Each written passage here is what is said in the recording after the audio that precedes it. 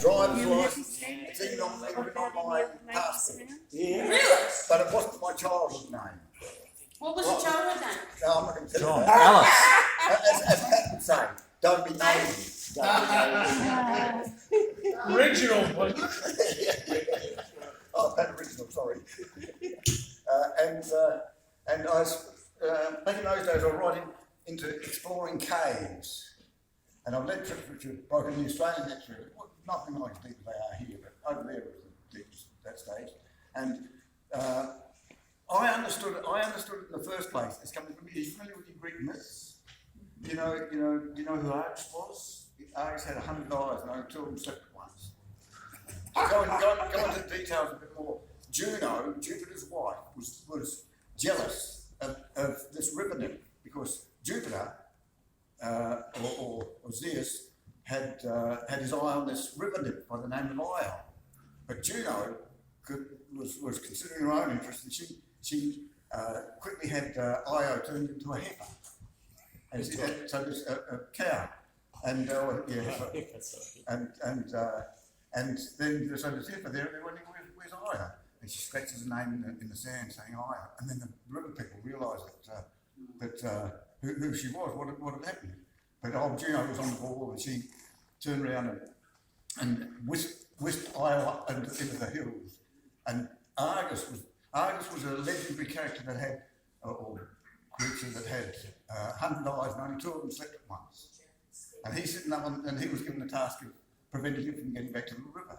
And he's sitting up on this bloody hill, and old Hermes or Mercury comes along in the form of a goat herd, and he sits down with Argus, and he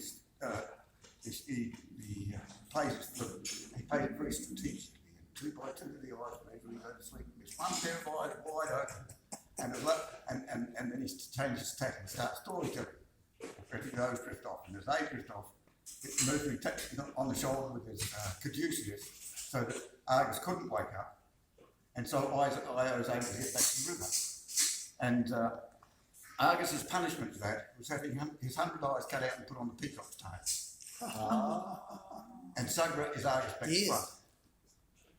And in the caving club, because, well, I suppose I am me. When I became a part of the league, people tell me what to do. I have to say, no, look, I'm leading this party according to who I'll decide whether to put ladders down there or not. So in other words, they would try and tell me what to do, and I say, well, I'm leading. I get stuck. I'll do it my way. And so we were in the habit in the caving club of spelling everything back to front. And they used to call me Sugra the Red Now Yobby. And I quite like that title. and I remember driving home in the car thinking, because I was on the lookout for a new name, because my childhood name was the most common name of all names. Frederick. No. Dougal. William. John. What else is there? Boy names. And so it became they called me Sugra Red Now Yobby. So when I came and I liked the name, I remember driving home in the car thinking, Sugra, yeah, that's me. So sorry, what age were you given that name then? This would have been 19, 20. Yes. Sorry, when you were 2 or 3 or 4. 4 or 5. Yeah. You're about 4 or 5. 5. Yeah, 5. Wow. And so 4.5. Eh? When you were 4.5. Yeah. There we go. And We had 14 birthday cakes there. No. I haven't started getting them lately. I didn't get any. This is just a bit of a sidetrack. I had my 70th birthday in Tasmania, and I went back there, and all these people I hadn't seen for 40 years or more. All my cave mates and all the family and everything like that. We all got together and had a barbecue and everything like that.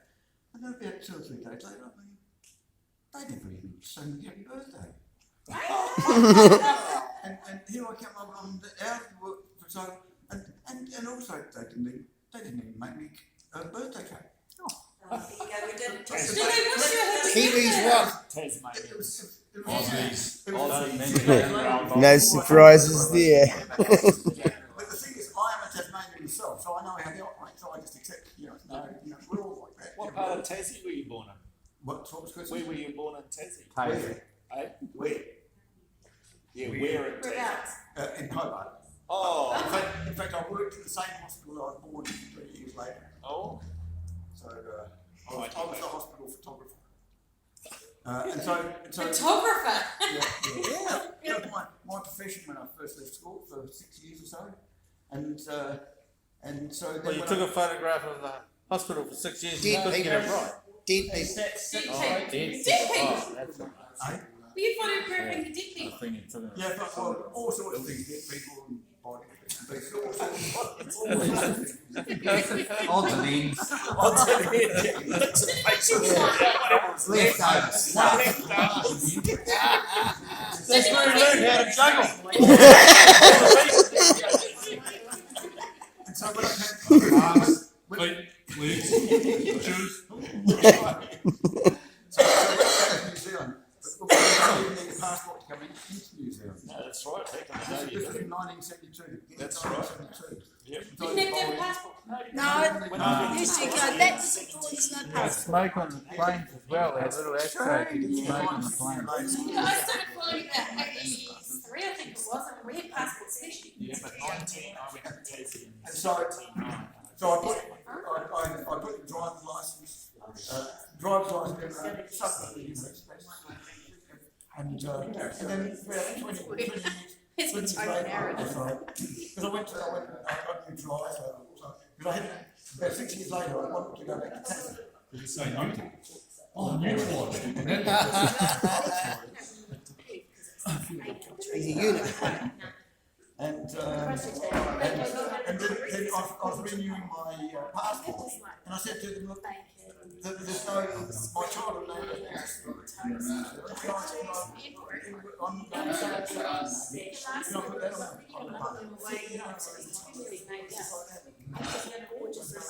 it's a high court, things like that, it's all something. Now, I'd like to raise a toast to Sugra. Charge your drinks if you've got one. Now, this week we found out something from the Wizard, which is, I would count you as one of the other ones in town, the elementals of the Wizard, Sugra, and there's another couple of them. But the Wizard can speak fluent French, which we found out. But also Sugra had another mystery, was a jump master for parachuting, which he doesn't tell anybody, or you might have already known. I just a couple of ego trips there. In the caving days in 1968, I was awarded a silver medal for bravery by the Royal Humane Society of Australasia for cave rescue. Once again, that's what real fast. I didn't know how to do oxygen work then. Made famous and regretted it. So. And Doug here is Sugra's disciple. Yes, the one and only. He's my apprentice husband. The apprentice hermit, yes. There you go. By definition, you can't have apprentices. That's right. Trainee. So raise a toast to Sugra, Morley. Fantastic, 19 years old. 19 Hang years, on, hold on. We're going to hold on. Hold your arm up.